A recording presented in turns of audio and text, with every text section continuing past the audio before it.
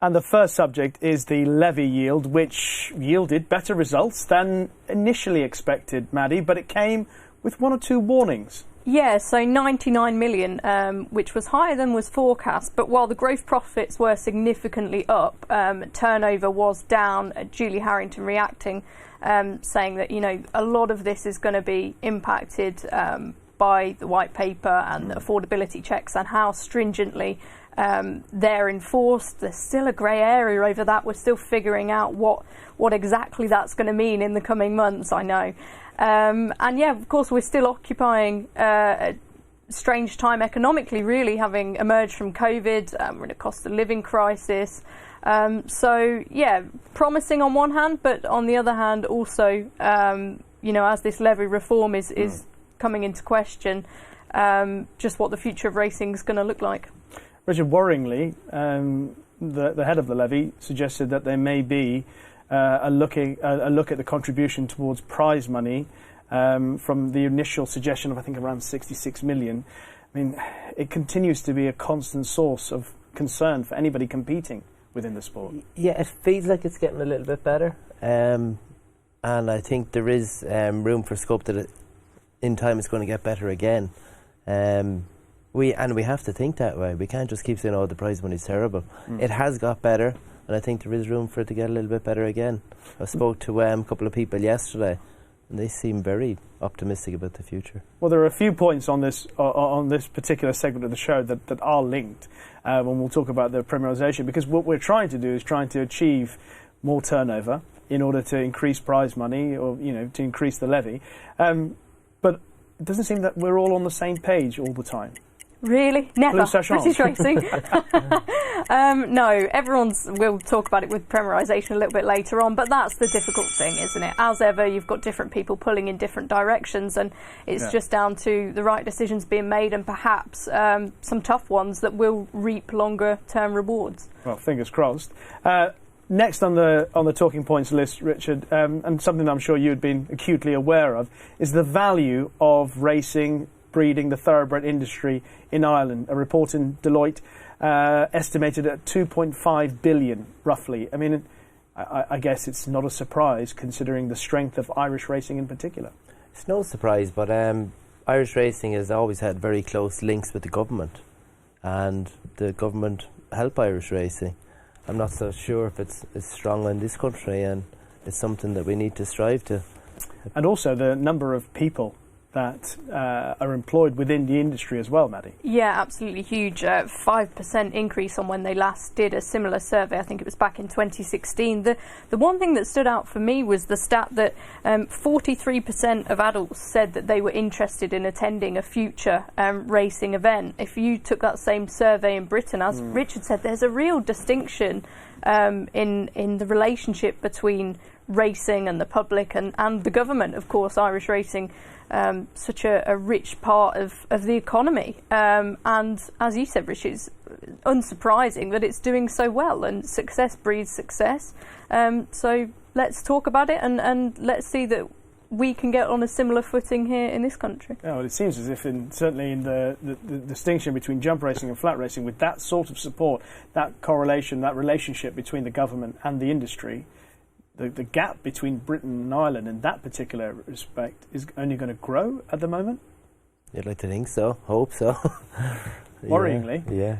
We're going to be left behind, certainly in that side. But I can't see how our government are going to become more closely linked with racing like in Ireland. I think that's a very unique situation, do you not think? I think so. Obviously, we'll see more that happens with the levy reform, because they're being lobbied and implored to sort of consider racing's contribution to the economy, which is huge, even in this country. But I definitely think the structures there are unique, and it's not a like-for-like situation, that's for sure. Okay. There have been some interesting articles written by Irish journalists in the last week or so, particularly one from David Jennings in the Racing Post about the Saldier race that took place last week Sunday. I don't know if you saw. Did you see the race, Richard? I hadn't seen it, no. Well, I'm guessing you saw it, Maddy. Yeah. It looked a rather blatant case of stewards' inquiry, probably disqualification. What did you make of the fallout? Yeah, as you say, it's been a puzzling couple of weeks for the Irish stewarding teams. This was at Killarney, of course. Via Ardanza was the horse who Saudier jumped across and into markedly at the final fence. So we're talking the later stages of the race, and ultimately Jodie McGarvey, I think, only missed out by a nose, and Paul Townend for Willie Mullins winning the race with Saudier. It was a bizarre decision. I think anyone watching that race had similar thoughts. They'll appeal. Surely the result would have to be amended. Isn't there some sort of rule if they're in the air and they collide? That there's no... If it's obvious that they're going running down the fence before the fence and then collide, that's different. But I think if they skew in the air and then bang each other, it's... Well, it was quite a significant bump. And I think there was interference after the line as well, on the run to the line. So the winning margin of a nose kind of almost expected the stewards' inquiry and expected to be thrown out, but there was nothing. Obviously, and you mentioned issues with the Irish stewards at the moment. There was the Rachel Blackmore incident on the Friday, which was a bit puzzling, to say the least. I think this is the thing, isn't it? When we talk about stewarding, all most people want is a clear line to know where they stand. Consistency. And it doesn't seem like there's been consistency with these decisions. You then chuck in the Charles Burns case as well.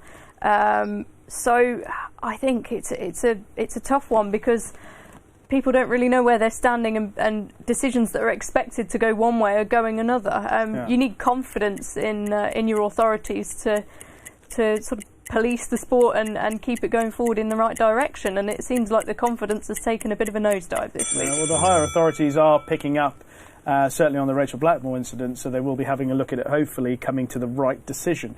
Next up, fixture primerization.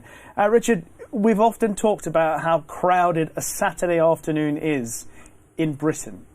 Is it right that we filter away the non-Premier race meetings and leave just a couple for that golden spell between 2 and 4 in the afternoon, which I think is basically what fixture primerization is going to be? I think it's a good thing, personally. On weekends, staff is a nightmare.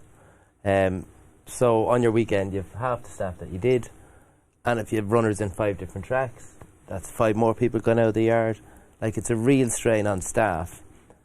If it generates more money, and there's 4 good meetings on, then the grassroots of racing is going to be better for it anyway. So I think it is a good thing. And that's what the BHA research says, is that at the moment the sport seems to be cannibalising itself. With so many fixtures on, there's not enough room for the good racing to breathe, and other races of lower quality are attracting punters' turnover. Yeah, and I understand that, you know, when we are lucky enough to have ITV racing coverage, for instance, we need to make sure that the right races are scheduled at the right times to maximise turnover. But as we've said, this sort of concept of taking a step back in the short term and some people suffering for a potential benefit in the long term, it's not going to be a situation that everyone's happy with, and those smaller independent racecourses are going to struggle. The one thing I'd say interesting about moving these times is some of those meetings are probably going to be moved to twilight meetings. You know, even looking at something like the Sunday series now, I know trainers find it quite difficult, don't they, to have staff out late on a Sunday, and that can be quite challenging as well. But yeah, I'd like to see some more data and some more hard facts around why they think this is such a good idea and exactly what the profit margins are going to be on implementing it, because the smaller courses are asking for some financial benefits, if you like, if their fixtures are taken out of control for 2 years, and it's all just getting a bit messy. Well, we had Bill Farnsworth at Musselburgh, we've had Pat Masterson at Newton Abbot, Chester have also spoken out against it. James Sanderson was saying the other day there's the possibility of legal action, which... But everyone says there's too much racing. But that's so it. They finally bring it down. They're still not happy. Someone has to take control. Yeah. I mean, that's ultimately where I'm saying, you know, we keep talking about it. We kind of all agree, generally, 90% or more think that there's too much racing. There's not enough to go around. There needs to be someone somewhere biting the bullet and saying, look, okay. Tuesday you have 1 meeting and Saturday you have 9 meetings. It doesn't make sense. And we've had discussions, going slightly off piece here, but about the jump season and jockeys not having enough of a break and things like that as well. we just need to get more control over the fixture list ultimately, don't we? And this premierisation, who's to say that moving these fixtures times is actually going to make things easier in that way? So many challenges in this sport of horse racing. It'll never stop. Next one, Maddy, and this is one for you. Epsom Gallops morning. You've got your view on maybe opening it up to a few more people outside of the regulars. Yeah, I think I was inspired by how well Newmarket Open Weekend and Lambourne Open Weekend did in this front. Such a success story of inviting, racing fans into the inner sanctum, really. And I know the event, it used to be called Breakfast with the Stars, and it's sort of changed a lot in recent years. These days there's accredited media allowed to go and also members, but Epsom's uniquely placed given that there is public land there, and I just think could be good to remarket, re-energise it. I know Epsom, the Jockey Club are doing their best, and this is something that they're going to they're going to discuss anyway. But yeah, why not? When racing's struggling to get people to go racing, when we need to convert people who occupy that middle ground, why not try something a little bit different? Why not reserve a section of the Epsom's Downs for the public, put on some coffee stalls, some cake, bring people along, tell them what we're doing, the opportunity to see, some real Epsom hopefuls gallop right next to you. And if you're a fully fledged fan, you'll love it. And if you're not, you might learn something new, and it segues quite nicely into the big race in a few weeks' time. So I just thought it was a nice concept to, we need the support to do it, and you need the horses to be out the track and working. And I understand it's difficult to promote that when you don't know who's going to turn up.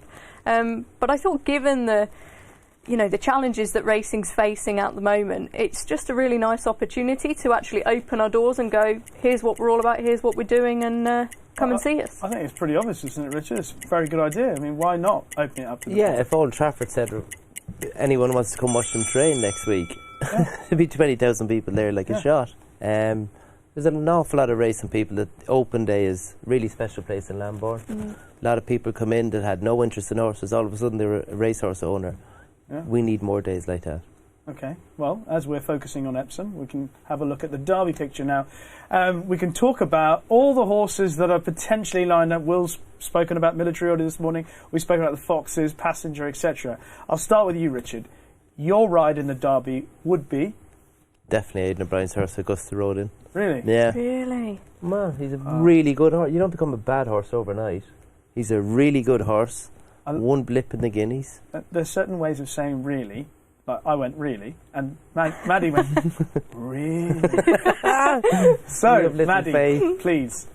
No, it's not that. I mean, it's Aidan O'Brien. You're never going to discount him. But I find it, and it speaks volumes, just how much confidence there is in the camp and out of the camp in this horse. And I guess, one run didn't go to plan clearly, but it's going to be totally different to what he faced last year, and I think he's very short at the top of the market considering we've not seen him. But I guess we know he has that quality, and coming from a jockey's perspective, you'd rather it's that. Not like he'd never ran and his first run was in the Guineas, so we don't know. Always only talking horse.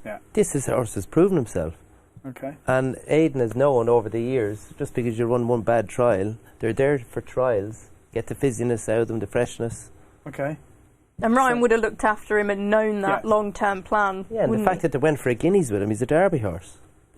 Hoping they could do the two, Camelots, Australias, etc. Yeah, fair enough. Okay. Really? Maddy, really? What would be your choice? I've been telling people I've had too many bets in the race already, so I've had 3. One's gone down the wayside, Passenger, and then Waipiro, who, before he ran behind Military Order, I thought he was a nice horse. It's going to be a big ask for either of them to win, but I think Military Order is very solid. I think, personally, he should probably be outright favourite based on what he did at Lingfield. He reminds me a lot of his brother, Adiyar. He's got that big, strong physique, which you wouldn't think naturally you want around Epsom, would you? Probably stays better than him too. Yeah, and I thought he did really well to nip up the inside there. He ticks a lot of boxes for me. I think if Sir Michael Stout convince his connections to pay 85 grand to supplement passenger. That'll do. I was almost shocked. I mean, we know that that's how a lot of the race, generates its prize money, but that's a hell of a lot of money to be putting your faith in a horse who's only had 2 runs. I mean, it's worked for him before. Chris Kin, he had to supplement. Having had him in the race, took him out. He doesn't like being reminded of that. Let's talk about the Oaks picture. Maddy, I'll start with you here, because just to reiterate, you saved The Last Dance as your selection? Yeah, I was at Chester for the first time, got absolutely rained on, but had a wonderful time when she was there. Saw her going around the paddock. She stood out by a mile. She did look to be in season, which I've never seen on a racecourse before, so obviously, to my eye anyway, I'm no vet or expert on that front. Just blew me away. Absolutely blew me away, and I think Ryan Moore's comments afterwards spoke volumes, that he was saying that it's the best feel that a horse has given him in that race around there. And she's a raw horse, she was very well balanced at Chester, but I think she's got so much more progression to come. She will handle whatever the ground will be. Will Soul Sister, if she turns up, and the others, they've got some improving to do. They've got to kick on, I think. All right. Richard, what about you? I mean, and do you buy her performance in that sort of ground? Yeah, people are saying, maybe she was flattered with the ground, but her mother is an American filly. All her pedigree is fast ground. Yeah. And the sectionals were particularly strong. I think the last 2 furlongs were a good bit quicker than Arrest, who won the Vars. Yeah. And she gave that impression visually. I mean, she took some pulling up, and she was flying. Her mum's the horse that Olivier Pellier jumped off. Yes. On the way down to the start when they had the thunderstorm. Was that Enable's Oaks? I think it might have been. Enable and Rhododendron, that's right, yes. Rhododendron. She'd come over from America, and I don't know if you remember it, the thunderstorm, and running away down to the start, heading at a bolting, and Olivier Pellier jumped off. I mean, probably you always, cool. When you're getting bolted, there's a time where you go, the horse is running blind. You've got to get out of here. Yeah. She was heading down to the end of that mile and a half start, and there's, it's very close to... through the rail, so he did the right thing. Thankfully, all was okay. It's such a unique thing, though, isn't it? Having an American filly come over for the Oaks. Such a shame it didn't work out. Really is. I'd love to see more give it a go. Let's hope so. Let's hope one day Bob Baffert turns up with a whole host of classic contenders at Epsom. That has been this week's Talking Points.